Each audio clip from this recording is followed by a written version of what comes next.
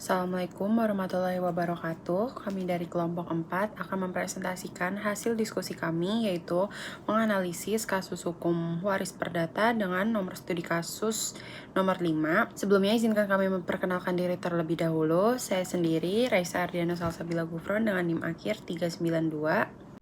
Perkenalkan, nama saya Zahra Rehana Fauzia dengan NIM akhir 385. Baik, perkenalkan nama saya Karal Muhammad Purwana dengan NIM akhir 121. Oke, untuk selanjutnya saya akan membacakan soalnya terlebih dahulu untuk yang nomor 5. A meninggal dunia meninggalkan 3 orang anak kandung bernama B, C, dan D. Pertanyaannya, yang A, siapakah yang menjadi ahli waris dari A? Dan yang B, berapa besarnya legitim property dari B, C, dan D, dan sebutkan dasar hukumnya. Nah, untuk jawaban yang A yaitu pada dasarnya dalam hukum waris yang menjadi ahli waris adalah orang-orang yang memiliki hubungan darah maupun hubungan hukum dengan seorang pewaris.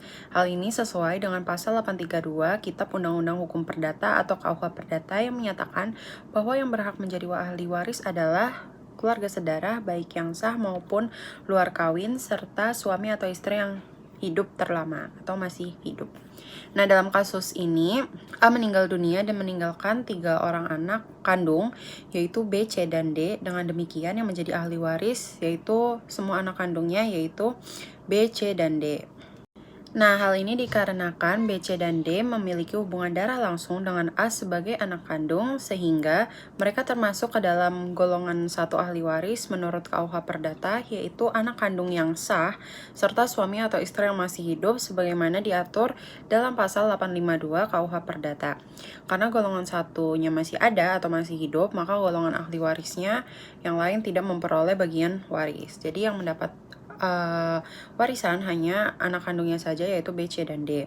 Dengan demikian, harta peninggalan A akan dibagi kepada B, C, dan D sesuai dengan ketentuan hukum waris yang berlaku yaitu dibagi secara sama rata.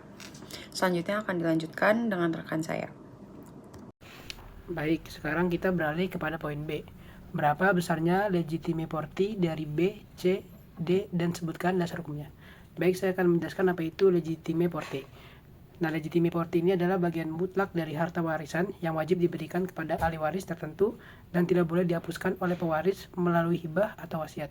Ketentuan dari legitimate property ini diatur dalam pasal 913 KUH Perdata.